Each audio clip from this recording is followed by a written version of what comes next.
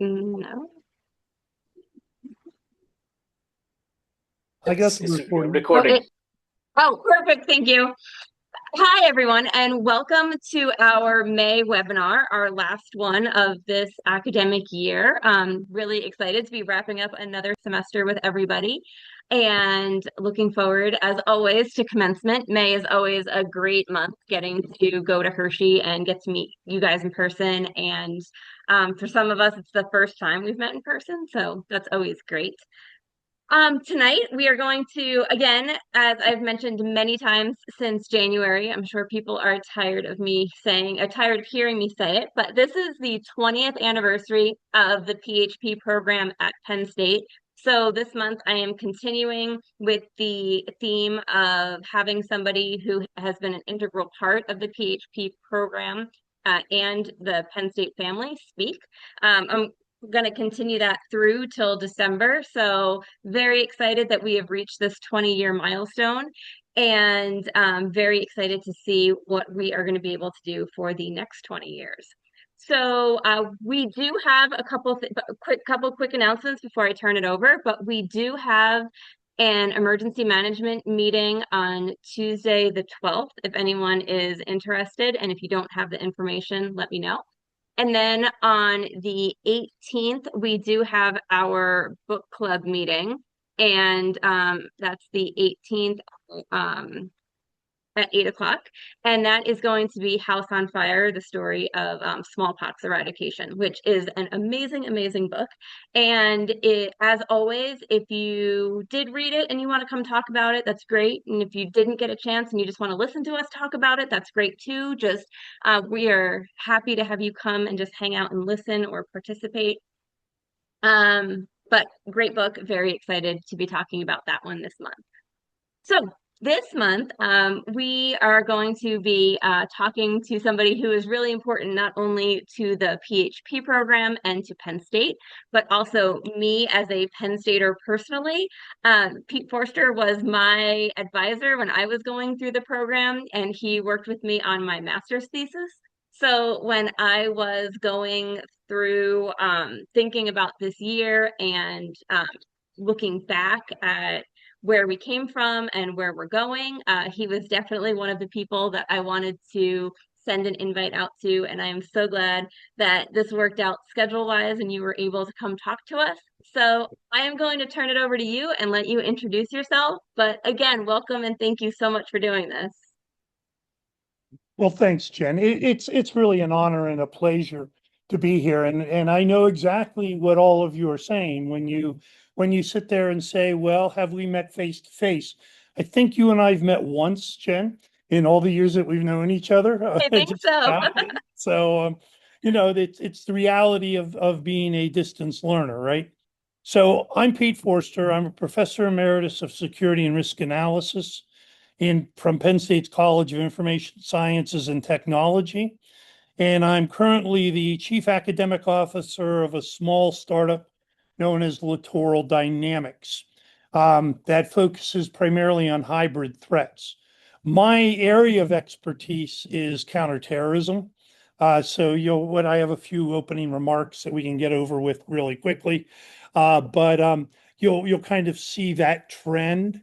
That's why I got involved in the PHP program in Penn State's Homeland Security program. At the time, I was working for the World Campus of all places, and had an opportunity to meet a guy that I think you've talked to, Rob Cherry. And Rob was really an inspiration to me. And he and I met and we talked a little bit, and he said, I really kind of need a project manager. I want to put this program together at Penn State.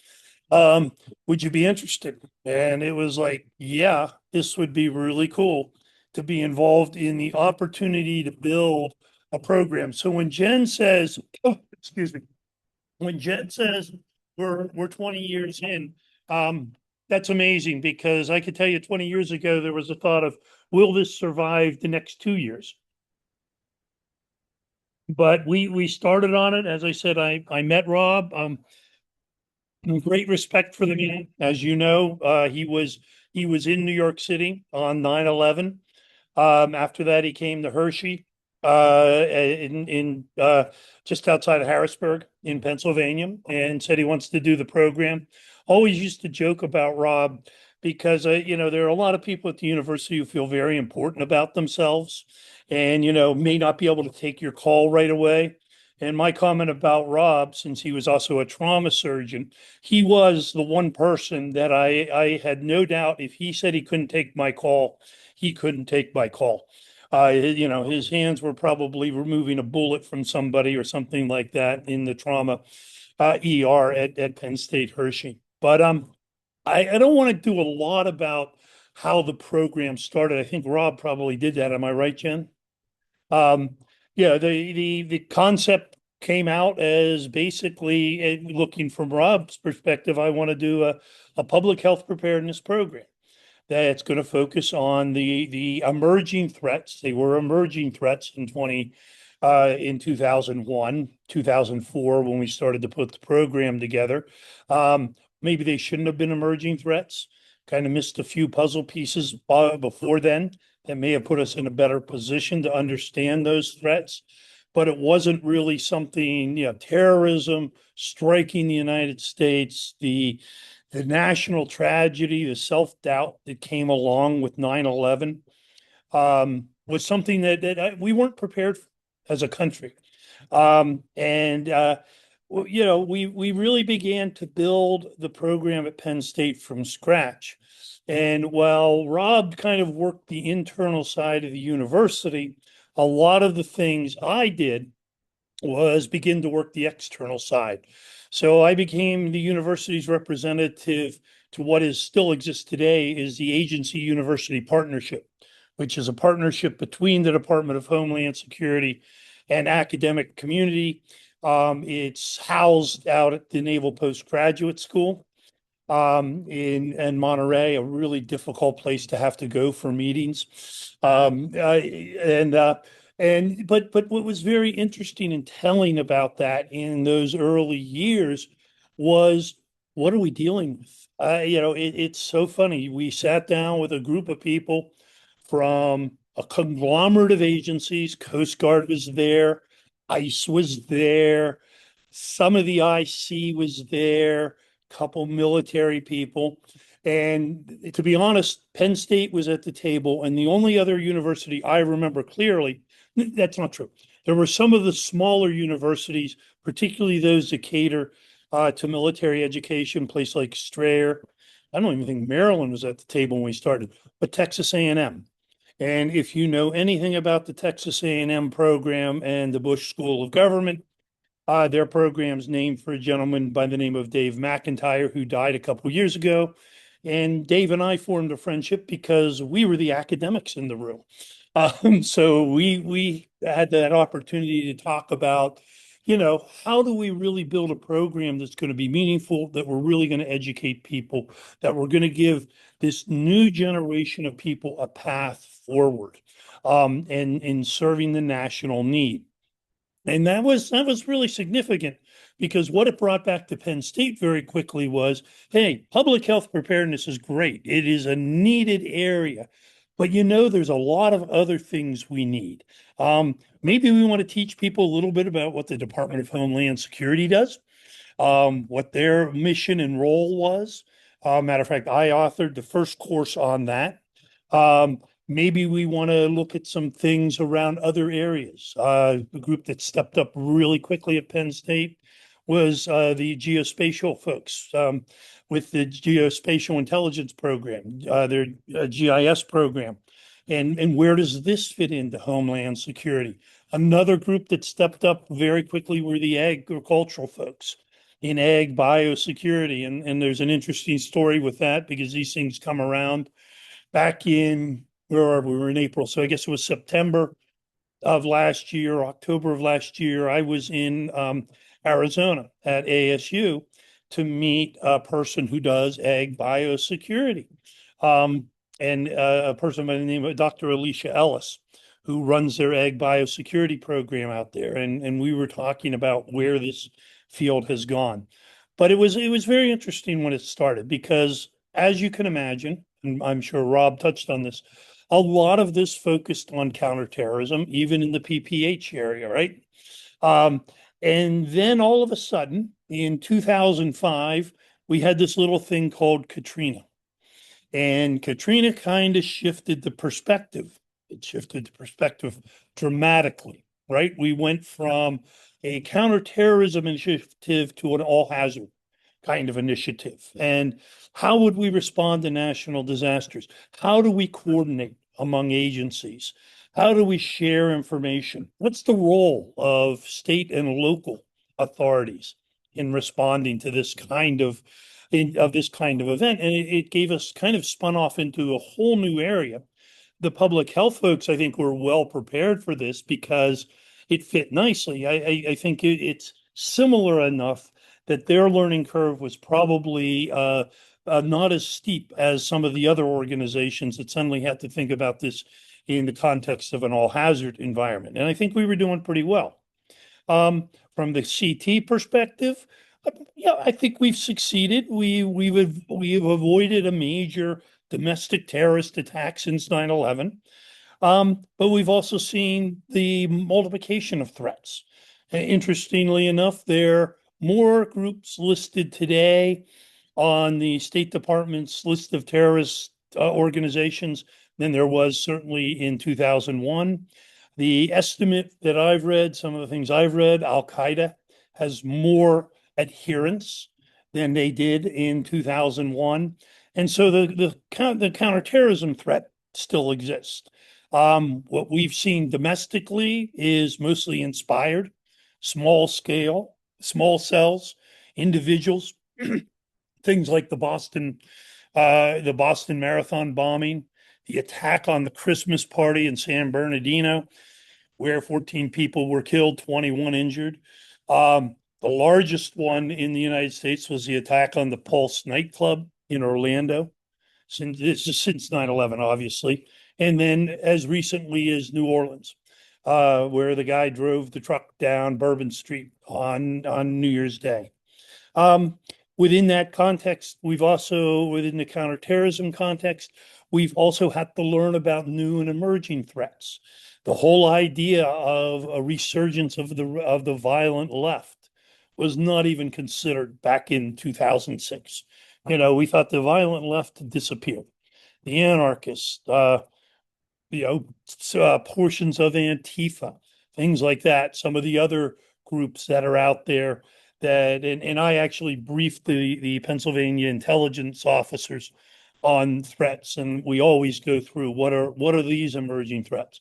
The violent right, was something else we hadn't really taken a look at. Everybody knew the Ku Klux Klan was there, but we hadn't really looked at it. And as we know, we've seen events, right? I mean, we have the Tree of Life shooting, we have the grocery store in Buffalo that were violent right wing events, and we've seen violent left wing events as well. So what I think we've really seen is an emergence in all parts of the Homeland Security dialogue on things that we need to do. So here we are. We're chugging along. The program's getting stronger. We've added different options. We're still struggling to figure out. This is probably 2010, 2012. We're still trying to figure out how best to structure this. Should we force students to go down one path? Or as a colleague of mine said, or this was right around the time Uber was emerging, do we do an Uber model? That you come into the Homeland Security program, maybe we have three courses that you have to take: an intro to Homeland Security, an ethics course, and maybe something else, a broad-based threats course. And then you put your program together and figure it out. You kind of that's the Uber model, right? Maybe I want a geospatial course, maybe I want a risk course, maybe I want a public health preparedness course on that. And that's the evolution that this program went through. I don't know if when you look at it now, it's much more seamless, it's well run, it's well orchestrated. There are a lot of options. I think we're still regarded as a leadership program in the country. That's part of what we needed to continue to do. So I think we've learned a lot about the concept of homeland security. I talked a little bit about Katrina, and of course, probably the biggest thing from a PHP perspective um, was that little thing called COVID back in 2020. And I would probably rather defer to Jen on this to talk about how it was managed, but from an external point of view, but somebody that knew a little bit about Homeland Security, I'm kind of like, I'll use the military phrase, WTF. Did we not see this coming? Why aren't we prepared for this? We talked about pandemics, consistently, and yet when we're faced with one, um, it was not well managed, to be honest. We weren't ready to do it. Not, and I'm not speaking at all of the frontline medical folks and those decision makers. They're true heroes in what they did, but it was really a circumstance um, that other parts had failed them. The supply of things, the way, the logistics, the personnel that was needed to handle something like this. And I forgot one other major point. I'm sorry, I'm going to digress for a second. Well, I talked about Katrina in 2005. And so Katrina brought another interesting challenge for universities because Tulane basically was knocked out of commission by it, and their records were lost. And at Penn State and at other places, we went and learned lessons from what these people went through and how they started things up and how they could create resilience within their environment. So I think as I look at the history of this program, we there have been ups and downs. There have been ups and downs for the Department of Homeland Security. There have been, they've changed course. They've incorporated new things. They've tried, and I'm not even talking about the current situation. I'll talk about that in a minute. But there it was a learning process for all of us, and I'm thankful that I had an opportunity to learn and contribute to some of this in a small way, but really to learn of what was going on. So I think the question I would pose to you guys as students is where are we now? And what's your role as you look at the program that you're in, graduating, you look at your career, where do you want to go? And that's maybe more of a question than I don't think I have answers.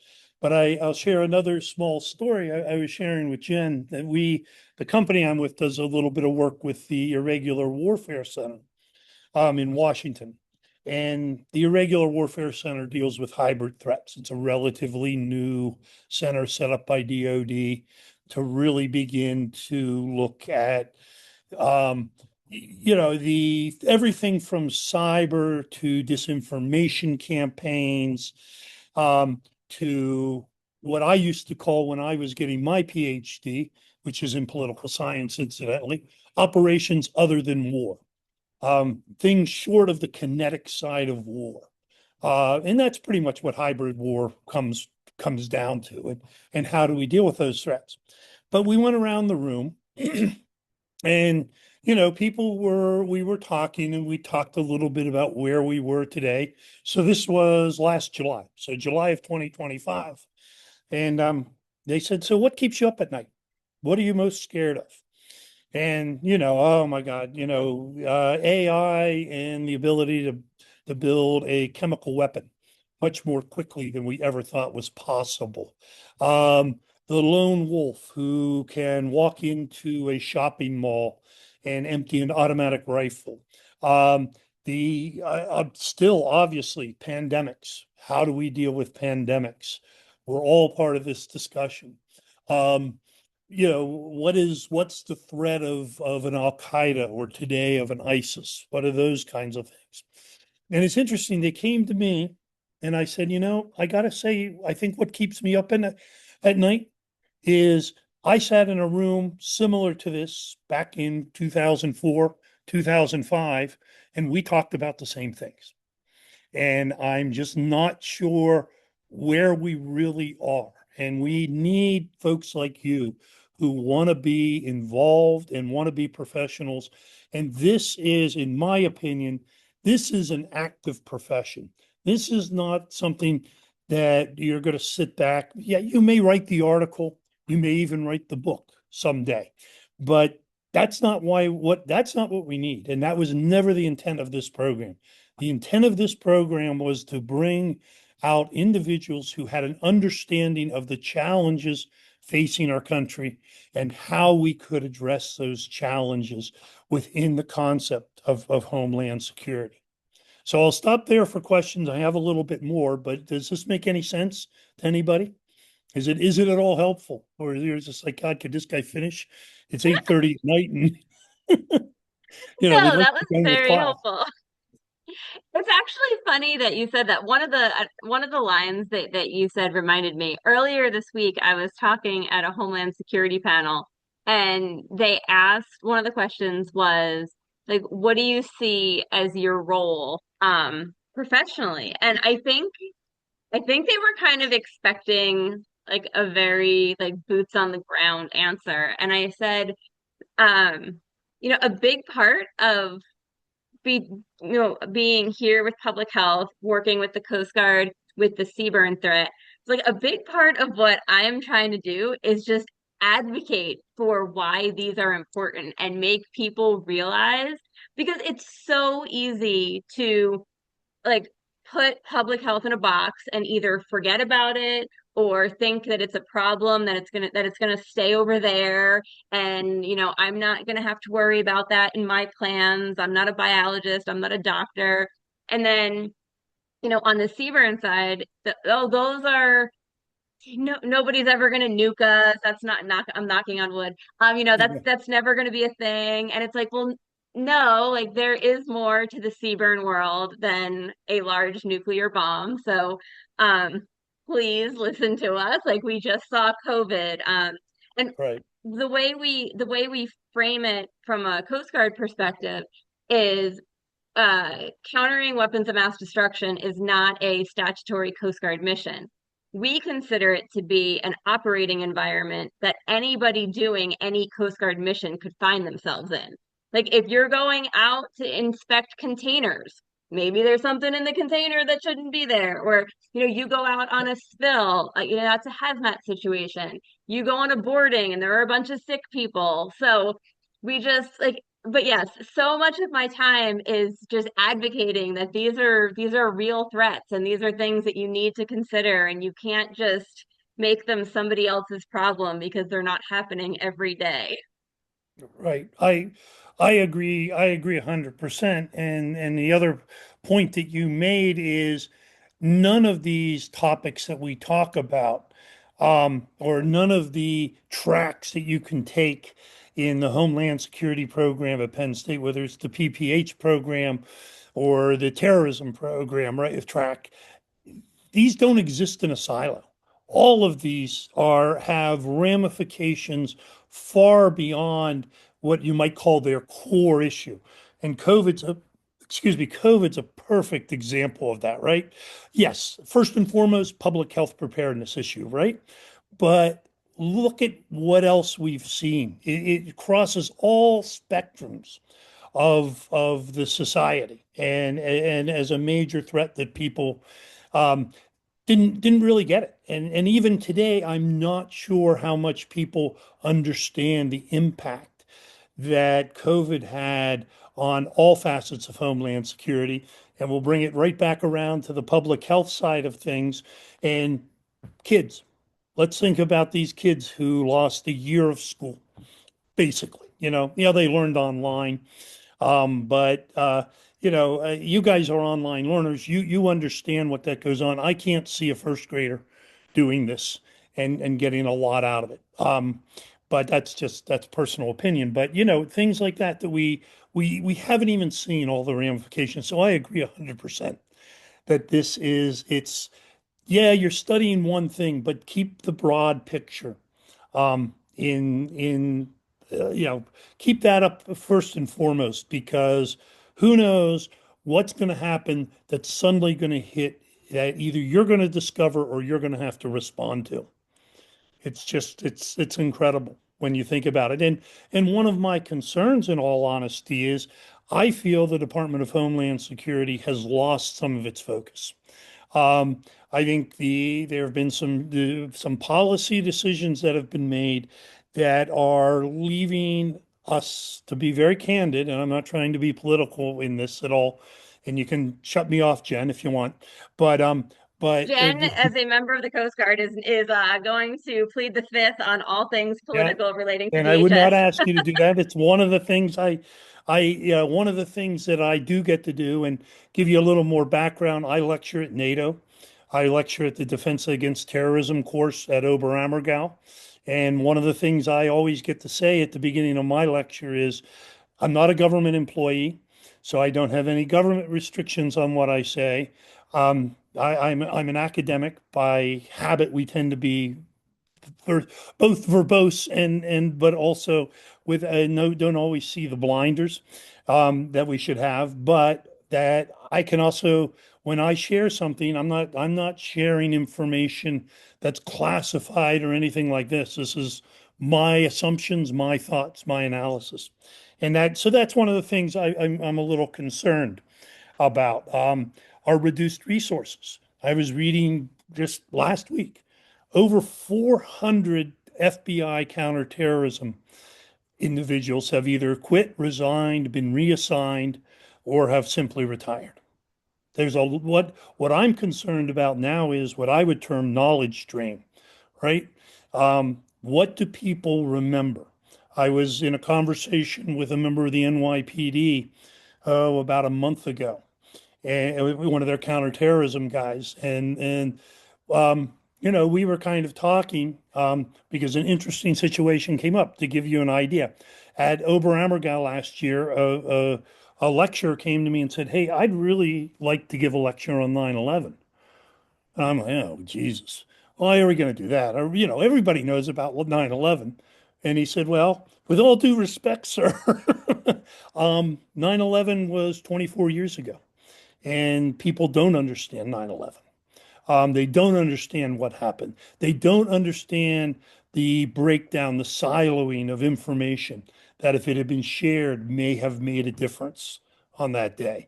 And he convinced me. I said, I thank you, because I'm obviously not up to date in my thinking about this. And he gave a great presentation on what's 9/11, what do we need to learn, what can we apply today from 9/11.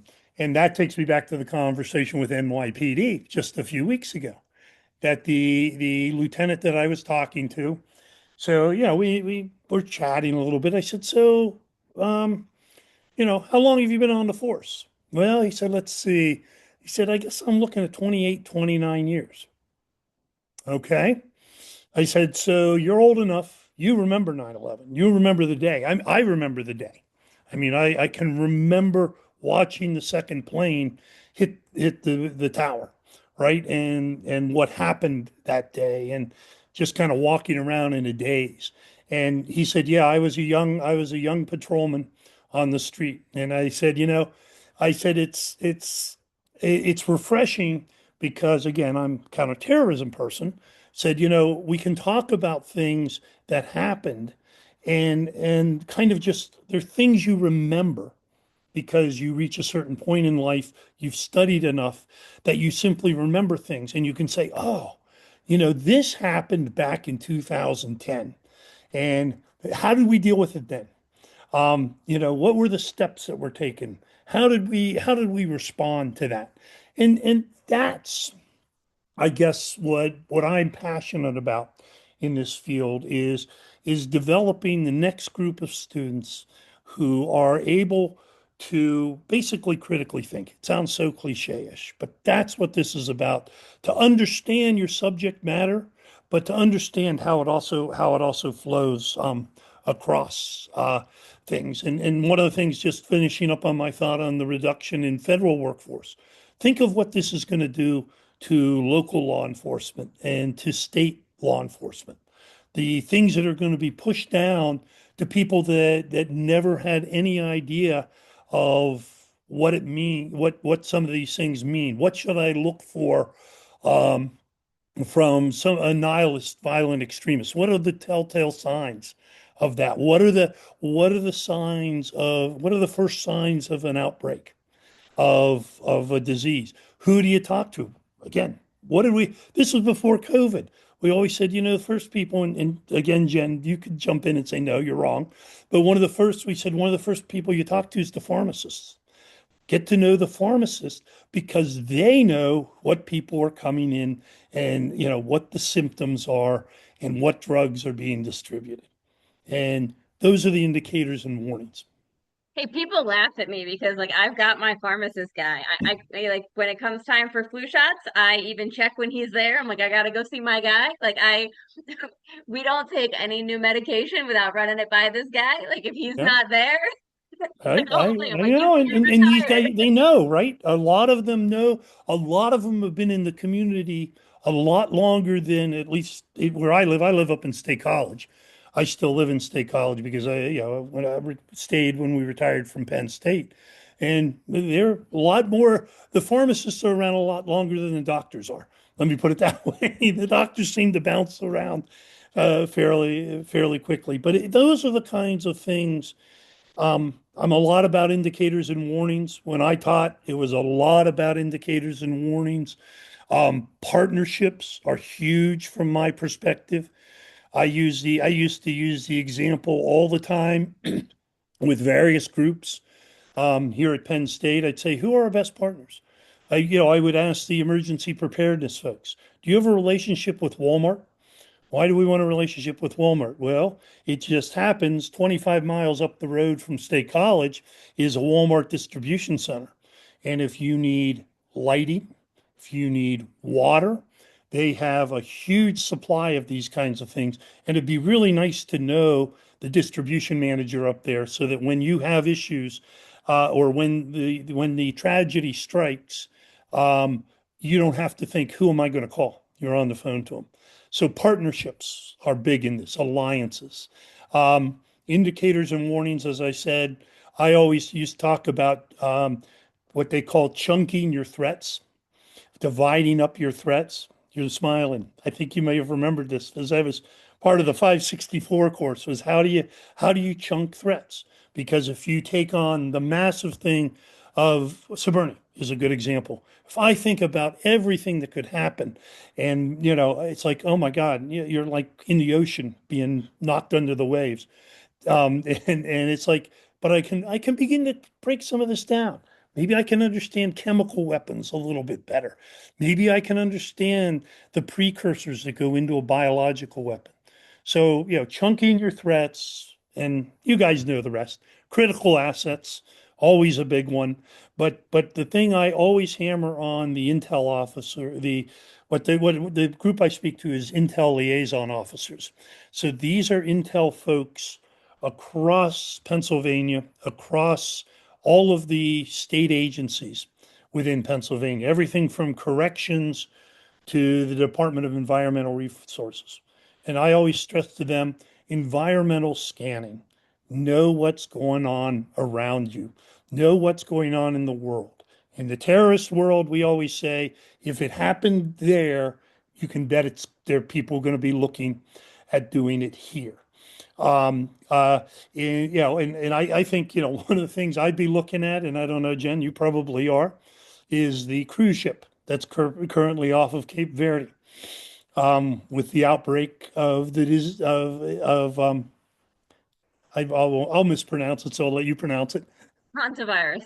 Yeah, and it's kind of like, well, that's interesting. Yeah, I don't think it's probably going to come here, but I go back and I do remember a little, situation in a couple towns in China where suddenly people were dying from what we thought was a severe case of the flu, and obviously the precursors. So those are the things that I guess I would really emphasize in this program.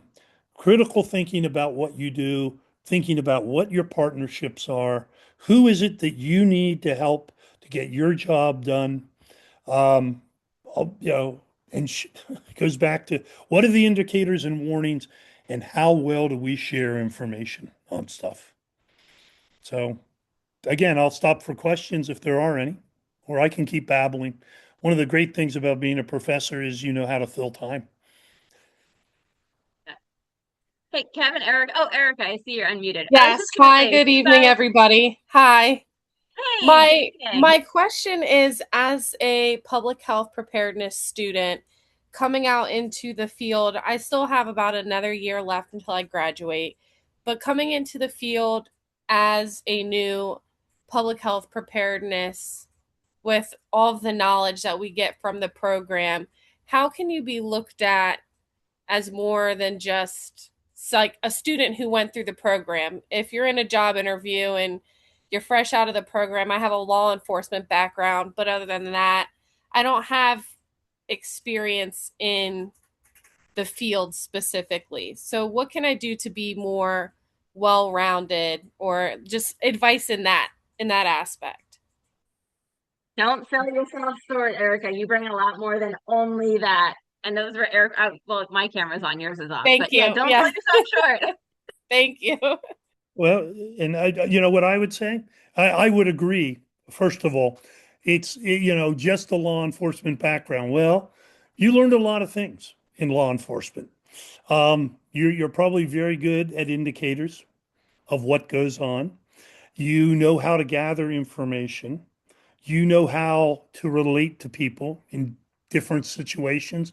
And I would use all of those to your advantage as you get into this field. That, you know, yeah, I'm moving into the public health area, and the public health side of things is a little different. But a lot of the skills I have, I think, can really augment um, what we do in the public health realm. And Okay. I'm not having worked in public health myself, it's hard for me to say, but Jenna, what would you say? You know, you have a lot more experience than you think you do. So first of all, don't let people, you know, run all over you. Okay. I've heard oftentimes, more so recently, about students are coming out with a degree, but they don't have, I guess I should like the experience, or I've never went overseas to help with a disease outbreak, or I don't have like don't volunteer with Team Rubicon, or just things like that, where, I'm working in law enforcement, so I don't have the time available to go and volunteer and do things like that. Right. You don't have the time to go volunteer and do things like that because you are literally like strapping a gun to yourself and running into situations that other people don't want to be in. Like, yeah, I don't want to sound like a broken record, and I'm not like trying to be a cliche here, but I had somebody else who was a law enforcement officer who kind of approached it the same way. And I went to somebody that I worked with who was hiring. He was a coastie, and he was a pretty big deal in his police department. He was down south, and I went to him one day and I said, "Hey, am I totally off my rocker here? But like I've got these students that are law enforcement officers and like they want to go into emergency management and they want to do this and they're telling me that they don't have like emergency management experience and I keep telling them like you are literally living every day as an emergency manager, like am I wrong?" And he completely agreed with me. He's like, no, the skills that you're pointing out that you're showing them are would definitely apply. So yeah, I would. Yes, law enforcement is different than public health, but for things, but I you bring so much to the table and you've got such a great background and you have like that emergency experience. You understand how to react in situations. So I know that you're looking to expand your resume, but don't think that you're expanding it because you have some major hole or you're lacking. Like you want to expand it because you want new experiences, but Yes. you're yeah, you're not lacking. Okay. Thank you, I guys. would I would agree completely. You have a lot of skills. And, once again, partnerships. You've probably worked with EMS, you've worked with Yes. fire, you've probably worked with emergency room folks. Yes. I don't know, have the hazmat teams in your area? All of those things. You have a lot of experience and a lot of knowledge. So what you're really doing is honing or refocusing the knowledge you already have. Okay. Thank you. Hey, Jonathan, I think your hand went up first if you still had a comment or question. No, I just agree with everything there. And having been in that position, minus the cop part, never been a cop, but making the transition from one professional career into the other one, like I've done a little bit of EMS and I worked in healthcare. Now I'm finally in an actual emergency management role. However, all of those other things I've did led me to where I'm at now, and I like to think I'm successful in that role. They haven't fired me yet, so that's a plus. But um, I'm also in Pete's backyard. Well, yeah, so we need to meet up sometime. But Oh, yeah, definitely. it's that relationship. It's and I was touring health the healthplex out of Geisinger in Grays Woods here Tuesday. We You had you a really are in my backyard, aren't you? just a little bit. Uh, so when we were talking about, I went through because they made contacts with it. I wasn't shy. I'm not shy. Don't be shy. Go out and go talk to people.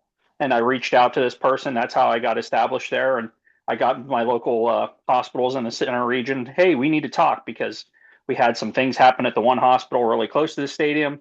Mhm. Mount Nittany's or Geisinger is doing one thing that maybe they're going to do a hospital. Hopefully, they got all but the ER there, and then we just opened up another hospital. The three of you should talk. Hey, and that's most of my job I've noticed as an emergency manager is have you met somebody? And I get made fun of a lot because you probably know a guy, don't you? Yeah, I probably do. And if I don't, I know somebody who does.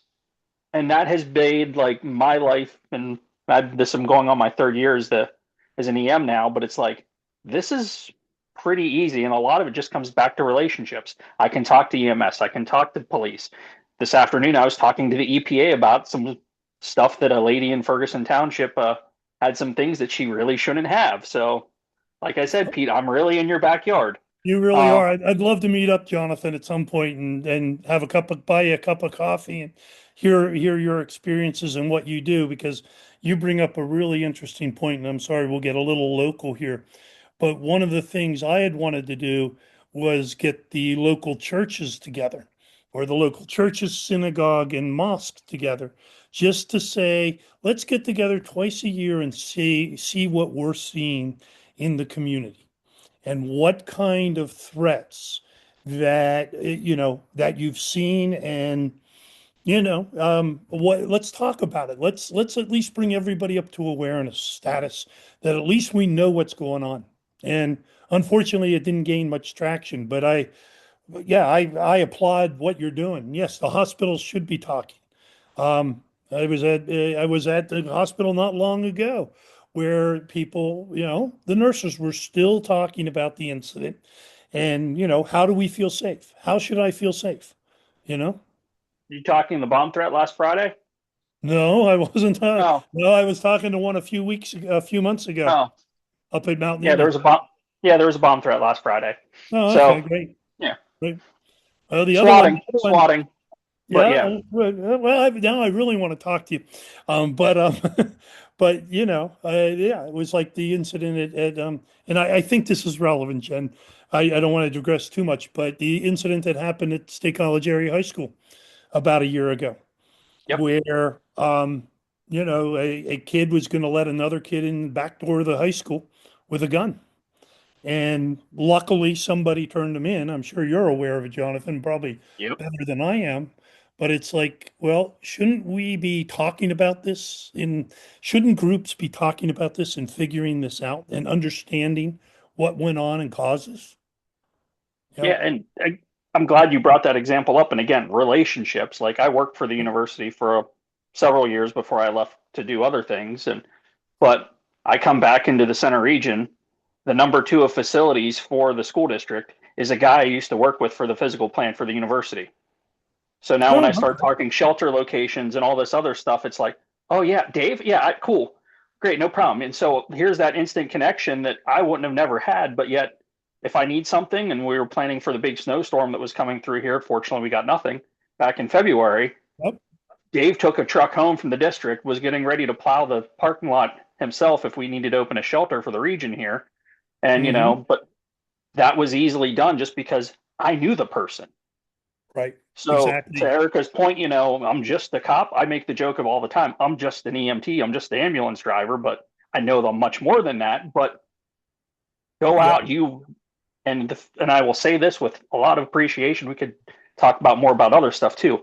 Cops who understand ICS, I love them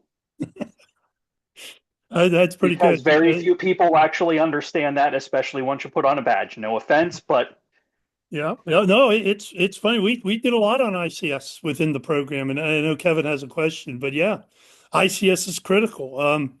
You may know an EMT from Pleasant Gap, Nick Giacobbe. I know Nick, Yeah. So Professor Nick and I Giacobbe. worked together at IST, and we used to talk Yep. about that all the time. ICS, you know. And I always used to joke, yeah, we know what happens. The only time we really know who's going to be in command is it's usually the first person on the scene, and then it's the FBI if it's a terrorism case. And the FBI will be very clear in letting you know it's their case. Some humor in there, Jonathan. So Nope. And actually, well, unfortunately, I'll prove you wrong there. The FBI agent we had Friday at the hospital was very chill and laid back, and he let the borough take care of everything at the hospital. So, that's Wait, great. the FBI was chill and laid back. Are He you wants yeah, to sure be, that was a real badge? yeah.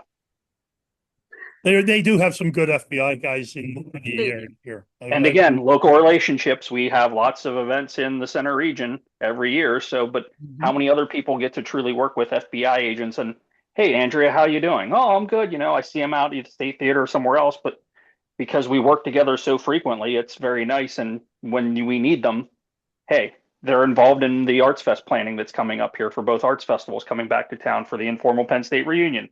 Sorry, I'll shut up now. I'm taking No, away. you One and of I can my talk very about good that one too. friends, one of my very good friends is a retired FBI agent, so I can't like miss up a chance to like rib him, even if he's not here. I'll still get a good one in for him. Kevin, Hey, you've been Kevin, go very ahead. I know you've had Oh, your hand up for a while. okay. I was just going to add to the conversation and Erica. So if you're trying to make that transition to emergency management, public health, maybe from law enforcement. I've never been law enforcement, but I was military for a long time.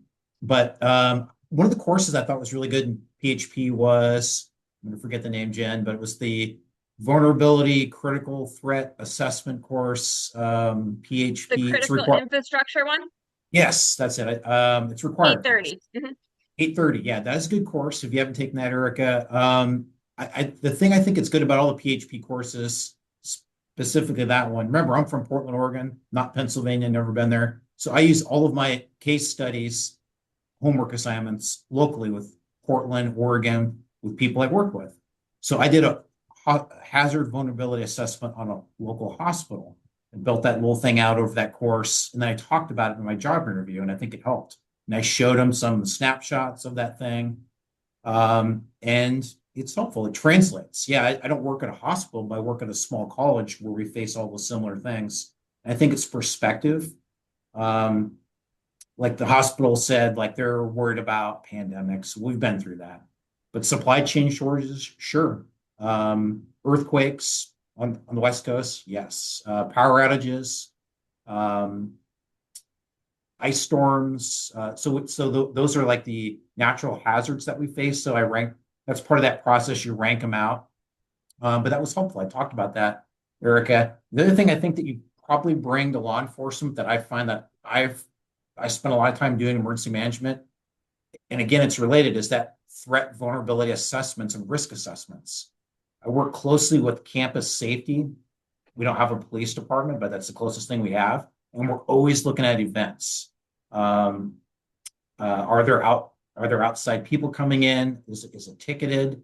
Is there going to be protests? There's been things like that. So I think it's the value you bring is important, and we're not always working with local law enforcement, and we're doing that first and then reaching out to them. But yeah, I think you bring a lot as local law enforcement, and these courses can help. So that's what I would just say is that, yeah, always try to make these homework assignments work for Yeah. you with your local agencies, right? Yeah, and that's one I just finished PHP 830, and then I had another course, and it's as I continue through the program, I am learning more how I can relate back to law enforcement. And after speaking with Jen before, growing off of what I've done in law enforcement and being able to relate that, and I agree. You should go out very confident when you're done with the program. You're going to be great. The other thing And I just want to say, based on a comment that Kevin made about using an assignment from 8:30 in his job interview, I'm not saying this as Jen. I am saying this as somebody who has heard this many times, and I'm repeating it back.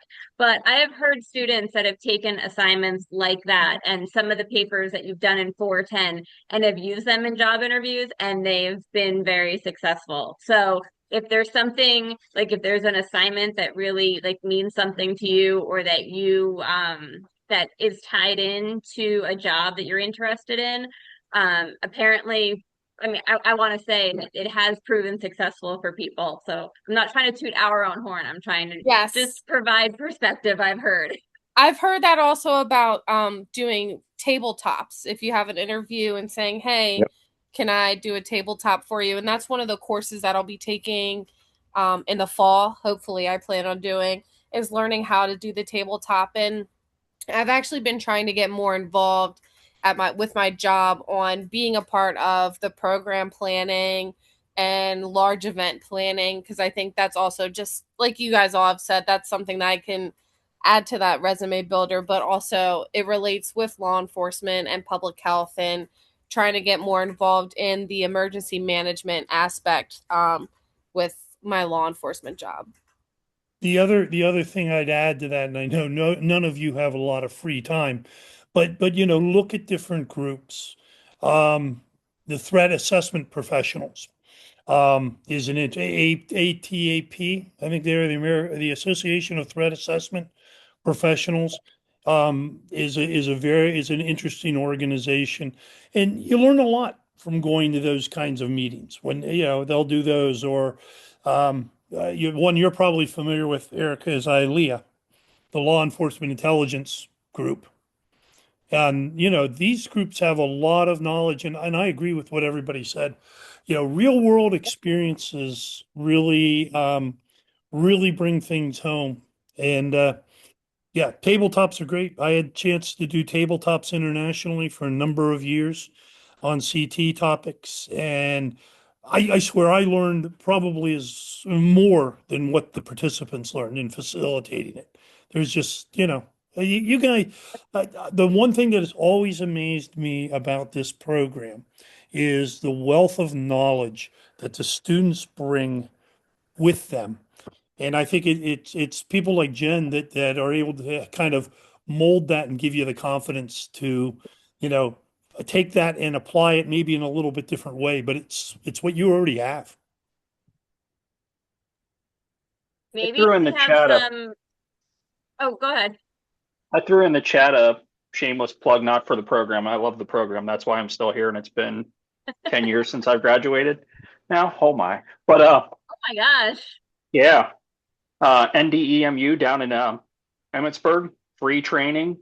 There's the emergency management basic course. I just finished that. I'm going for my advanced PIO hopefully in July if we get enough people in for the WAM sport class. But I um, was just looking into that. Yeah, I was just uh, looking at that the other day, actually. the PIO course or the basic academy. The basic So academy, and now once that FEMA is back up and running, I was looking into getting more into doing the self-paced training programs. yeah, so the nice thing with the basic academy, you're allowed, I think, 4 paid trips a year to EMI and the EMU. So they pay everything. I don't know where you're at, but they'll cover your airplane ticket to Emmitsburg, pick you up at the airport. You stay on campus there, and here's another network of individuals and professionals that you can keep in touch with in addition to all of this. Like I'm looking at Kevin here, he's talking about a school. I have a school in my backyard I'm responsible for. It's a little tiny school in State College, Pennsylvania, probably no one's ever heard about, but you know, these are things, through this stuff. And again, it's who you know. There was a person in my class, I'm from Pennsylvania, from the seismologist from Alaska that was in my class. I'm never going to get that anywhere else other than World Campus on, what do you have? Yep. There's another one. Megan was in my class as well. She was a person with, going back to PHP. She's got her picture behind Nina. Nina was one of the first Ebola patients in the US. So you look at Nina and then you see my friend Megan in the back. It's like, hey, I know her. And I always send her. But again, the network, and I can't. So departments like free training, here you go. It's free training. They just got to pay for your time to go to the course. Agreed.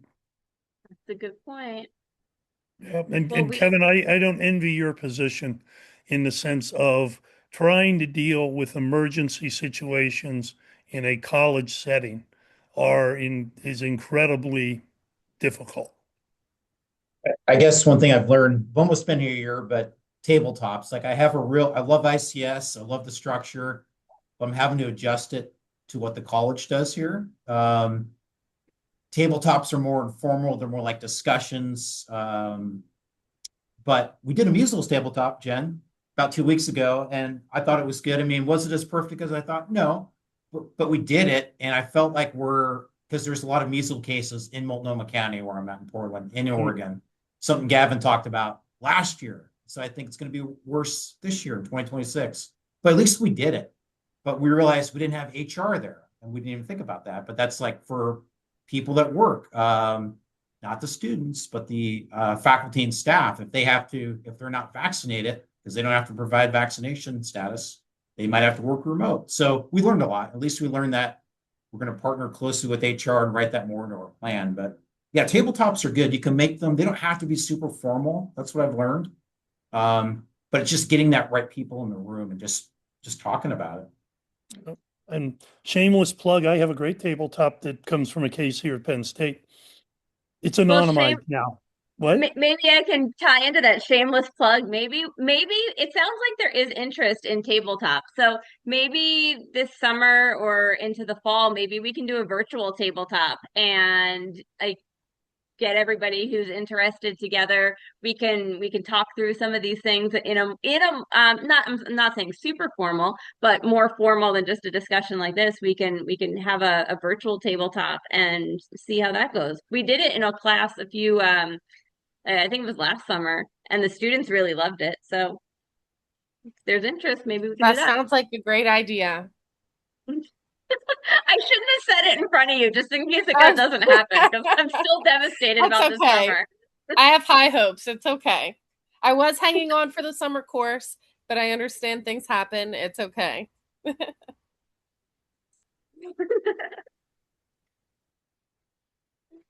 So a great discussion, folks. I mean, again, one of the great things about the Homeland Security program is the students and the experiences they bring.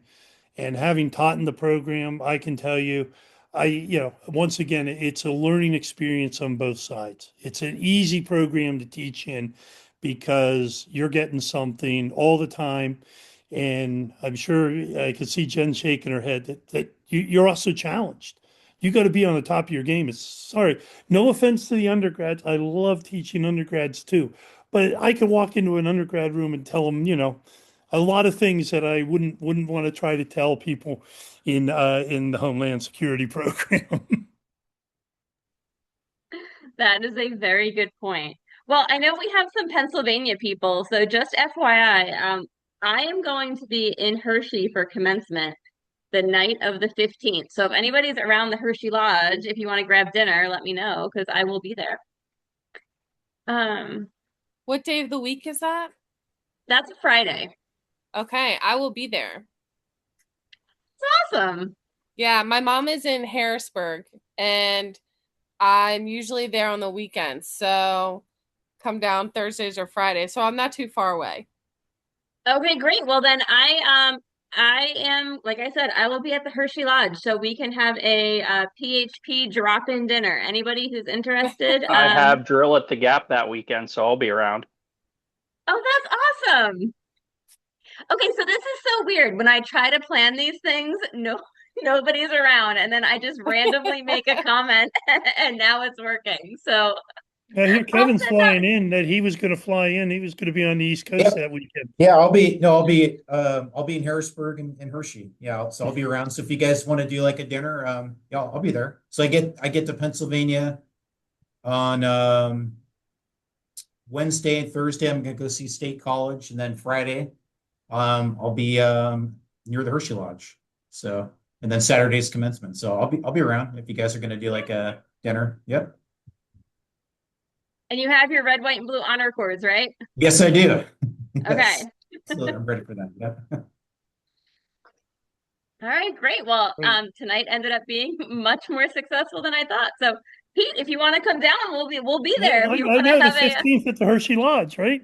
yeah, Thanks for the invite. We'll see. I yeah, would let you know before then, but I really appreciate the guy talking to all of you.